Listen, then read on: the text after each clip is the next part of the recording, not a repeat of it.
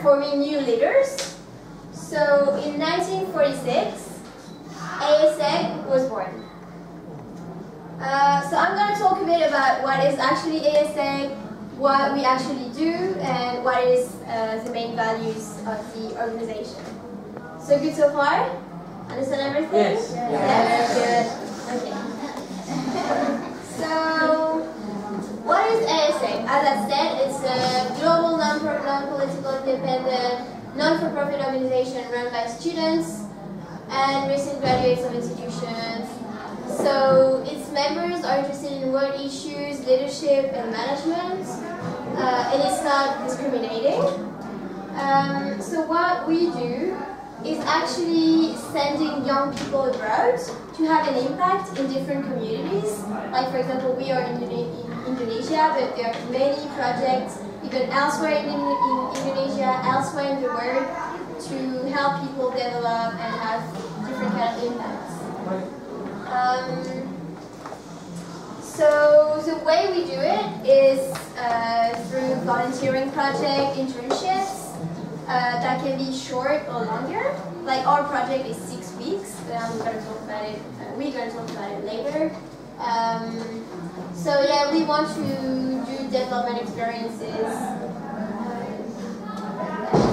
So our values are those ones: striving for excellence, demonstrating integrity, activating leaderships, because we believe it's very important to take decisions and take action and be leaders. Also living diversity. As you see, guys, I'm from France, she's from Germany, and in our group we are 12 people from all over the world. We have people from Vietnam, China, Australia, Peru, Colombia. It's a lot of diversity, and that's also what makes the project so great. It's also about enjoying participation and acting sustainably, so we really want to have a sustainable impact.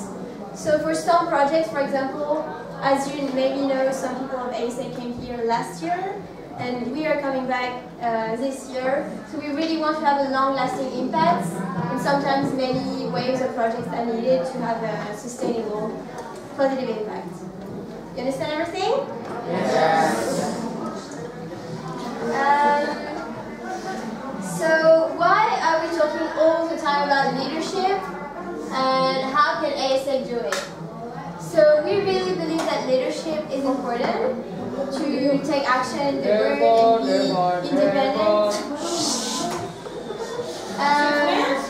Do you have a question?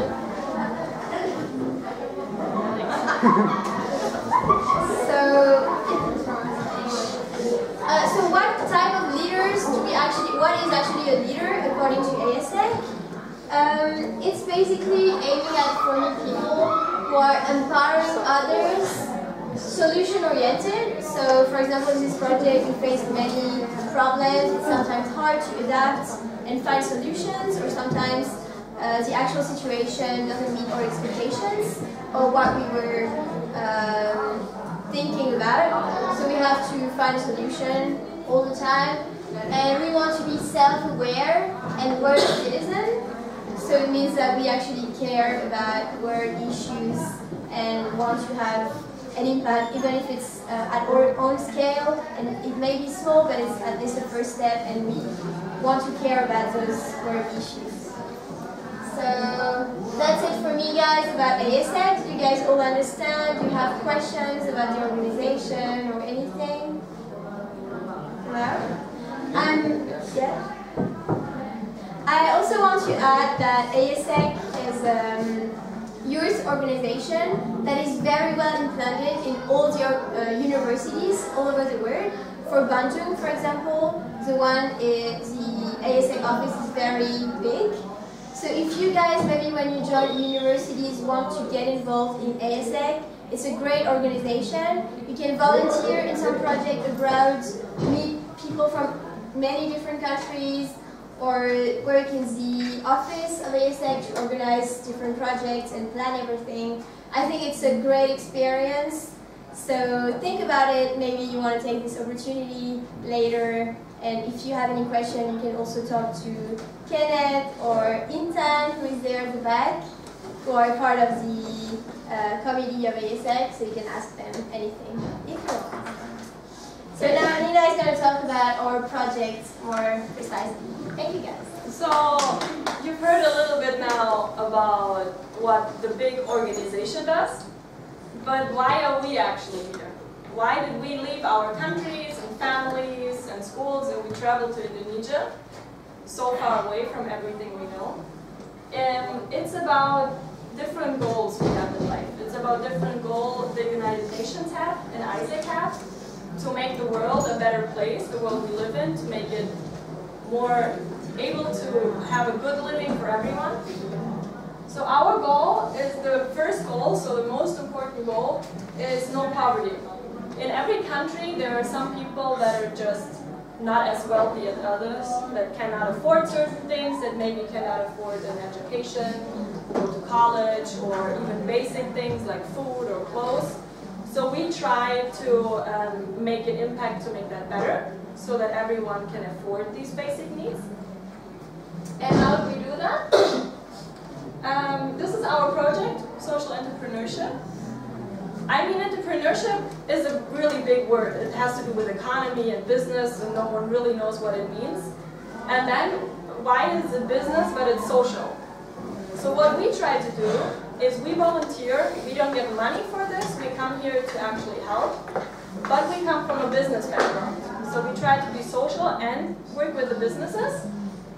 So we've been visiting some villages around Bandung, small villages, like the Desa Dago Pojok and the Jelapan village we've been last weekend, to just help to develop businesses. So we look at small businesses at stores or cafes or maybe a painting gallery, and we try to figure out maybe some issues they have in the business, and we try to help them to have the business run a little bit better so they can earn more money with the business. Also what we do, we go to schools, like your school and other schools, and we teach English, or we teach about the project to kind of get the information out there, to kind of motivate you to maybe study abroad, and maybe do a project and also have an impact. Why we are here today? We shared a little bit of our stories about the organization, about AIESEC, and also about our project. But we will tell you about more than that. We will tell you about our countries and cultures, because of course for you, probably not many have been to Germany or France. So we try to bring a little bit of our countries to you. And also we want to, like I said, motivate you to engage you a little bit and to help you to like open your eyes maybe to work a little bit internationally and go out of Indonesia and get to know the world. So the first country we want to talk about is Laura's country, is France. So I'm going to talk to you about my country, guys. So I wanted to start before going into the education system and tell you the good aspects and maybe the more negative aspects. I wanted to highlight top 5 reasons to like France. So it might be a bit stereotyped, right? But it's actually 5 good reasons, I believe, why France is a great country. And it can motivate you maybe to visit there someday, or maybe why not study there, or just like get interested in French, maybe learn French. It's kind of hard, but you can try. It's not that hard. So one of the good reasons to like France is Paris. Well, that's not a very objective aspect because I'm from Paris, so that's why I really love the city.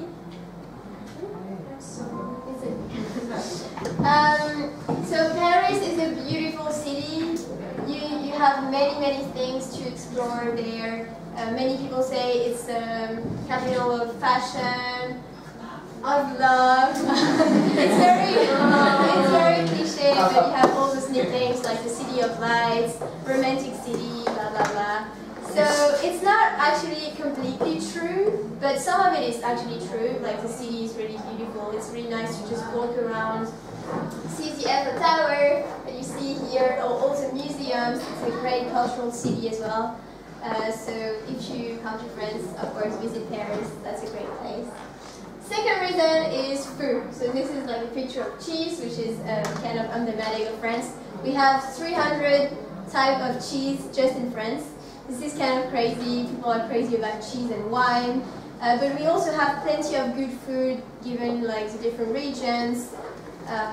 So this is a really good reason to come to France. Food is very good, very diverse.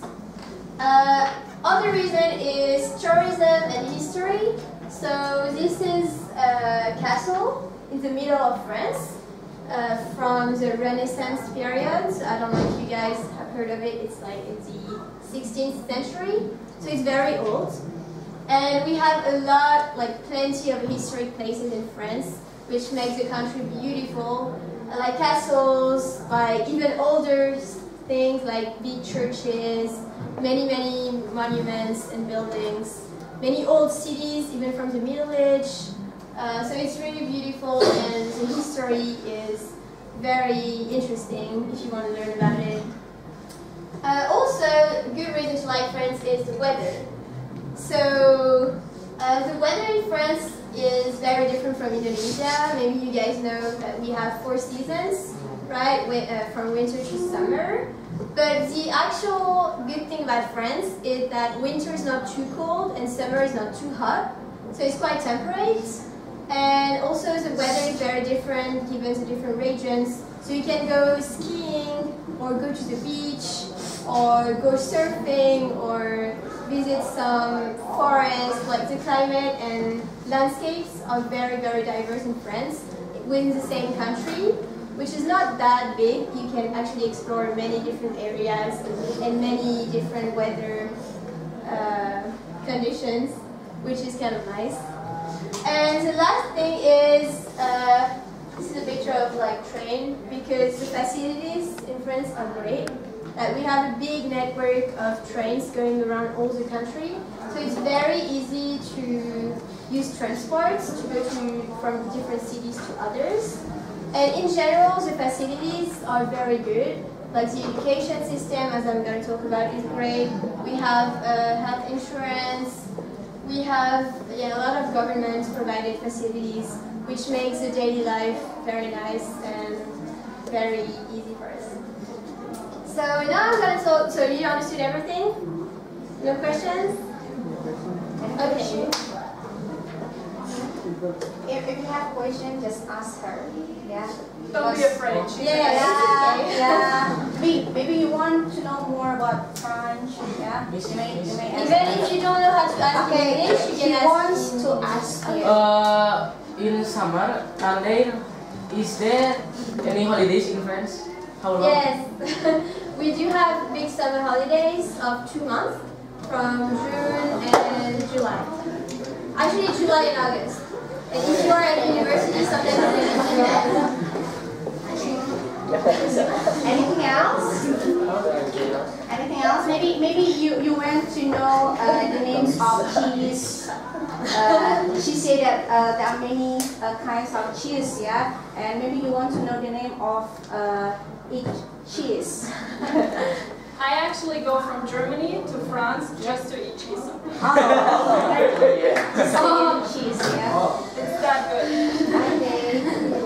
Okay, come on.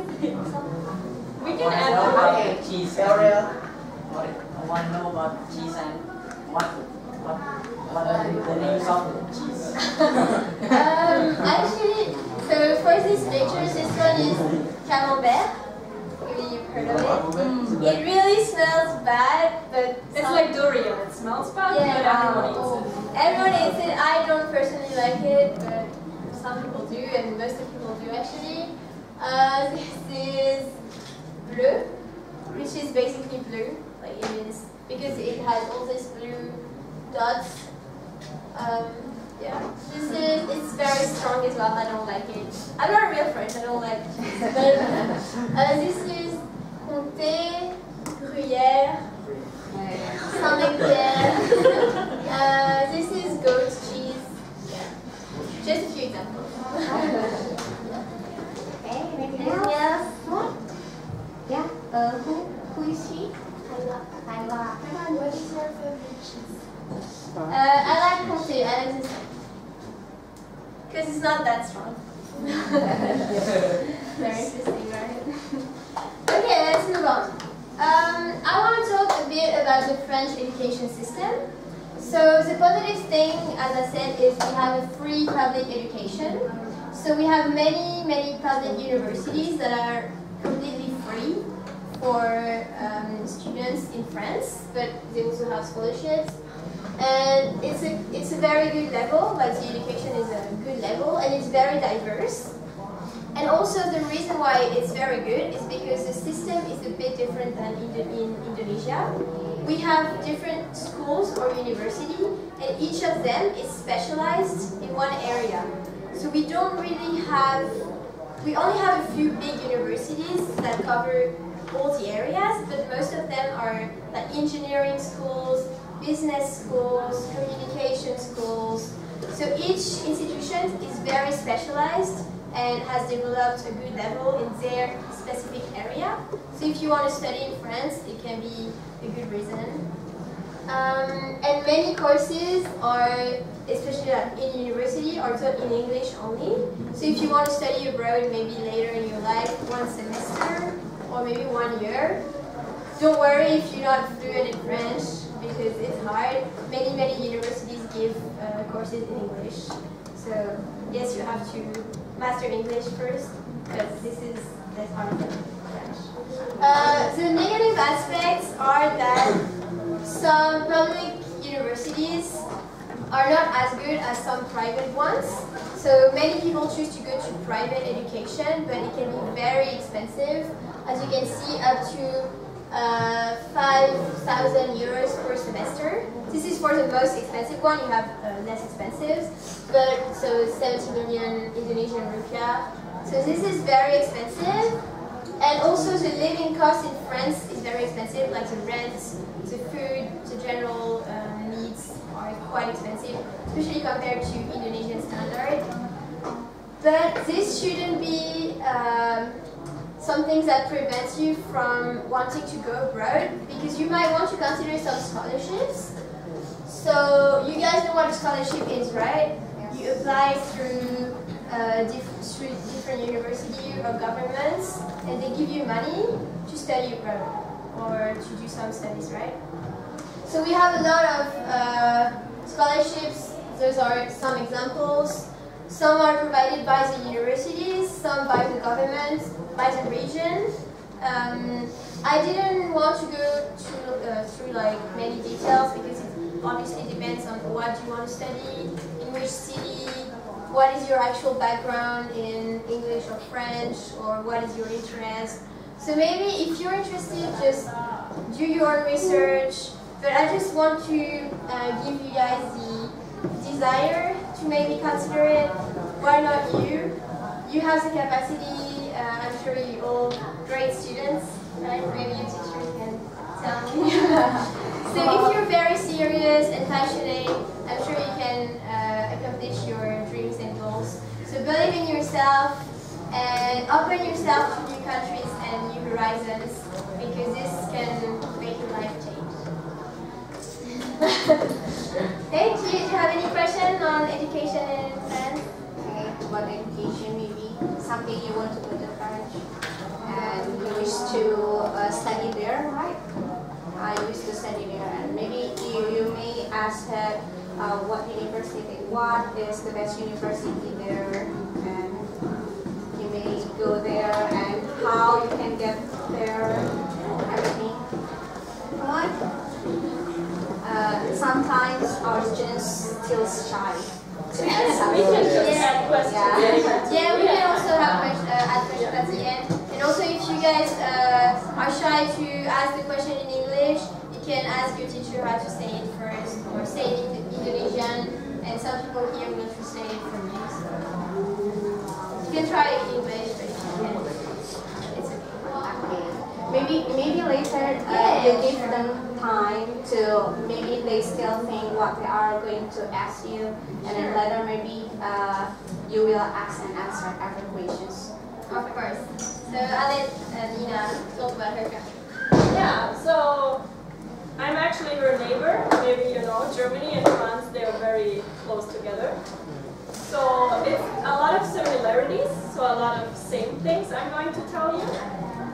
But for us, we have a really different education system from Indonesia. So when you start in elementary school, actually after 4 years, so when you're 10 years old, they will decide how smart you are. And then they will decide on what school you can go to. And based on that, on what middle and high school you go to, you can either go to college or like to university or do a practical education. So there are 2 universities. There's the normal university, like you guys know it probably. And then there's the practical one, which is also a university, but it's more hands-on. So you don't have that much theory, but you can do internships and you can work next to it. So it's a little more practical. And then if you did not attend a higher school, you can still do a normal education, for example, for being a carpenter or a plumber or a street worker. If you don't need the university, you can still do a further education, but it's more just to work. So I'm going to the university, to the first one. So what I'm doing is my bachelor degree right now, and then I can specialize and do a master degree. So the cool thing about Germany is that all of these schools, elementary school, middle school, high school, bachelor and master degree, are all for free. So you don't have to pay. You don't have to pay for anything.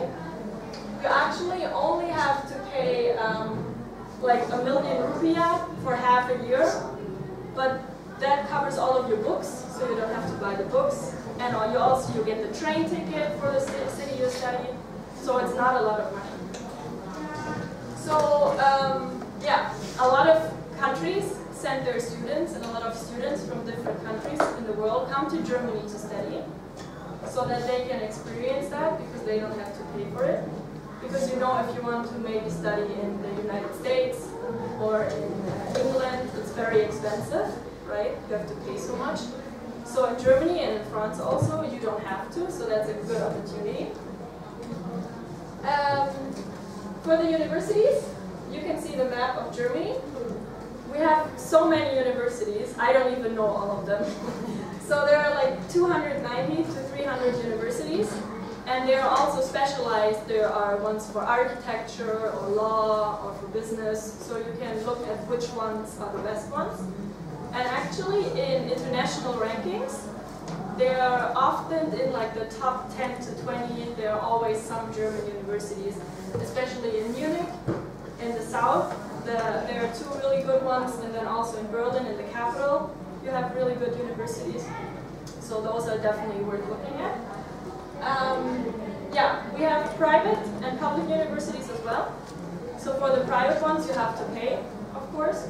But usually the private ones are not that much better than the public ones. So we have a high standard for the public ones. And also, in all of the schools, there are many English classes. So me, for example, I study almost everything in English back home. Even though I speak German, I still study everything in English. And also in the cities, if you want to get around or go to a store and buy something, almost everyone speaks English. So it's very easy to, even if you don't speak German, because it's no fun to learn German, you can still communicate very well. Then for the scholarships, there are many private ones. They are from institutions. So we have, for example, you know probably the Goethe Institute, which is like to learn German. They have many scholarships. And then also churches, for example, and the government. So I get a government scholarship, for example. And it's not only, you don't always have to be good.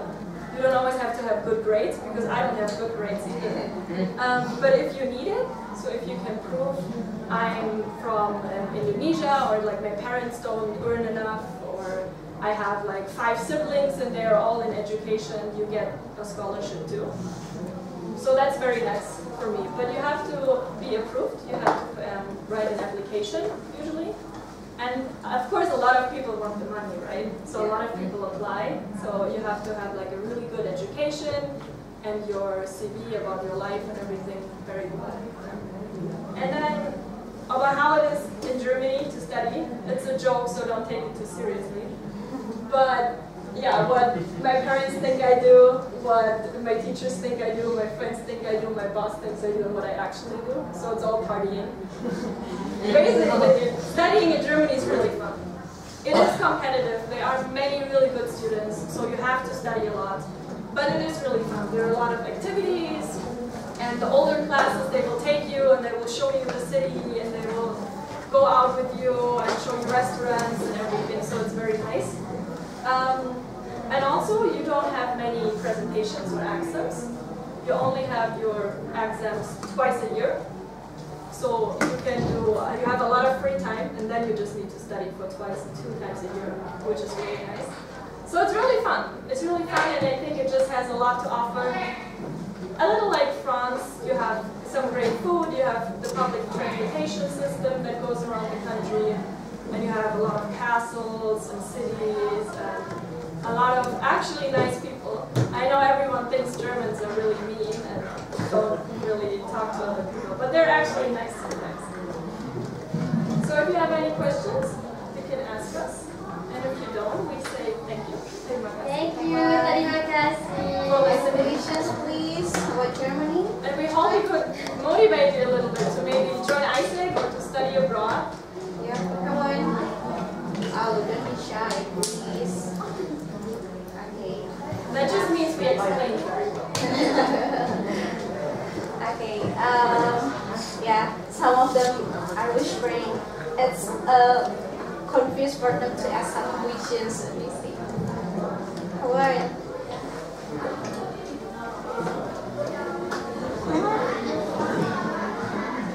Oh, and I forgot the soccer. You all like soccer, right? Yes. Then you have to come to Germany. I mean, it's the greatest soccer. No offense, but it's the best. Okay, come on. Mayla, what?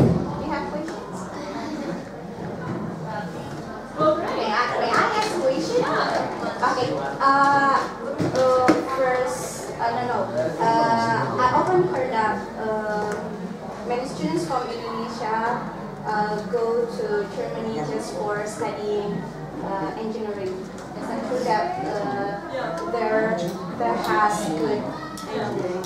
I mean, we have some great firms and companies that are involved in engineering. So some of the companies, they actually offer internships or study programs. So of course it's great to work for companies like Siemens or Bosch or Audi, BMW, like Volkswagen, those are all big companies. But even just the public schools, if you don't want to do a company job, they have a lot of engineering classes. So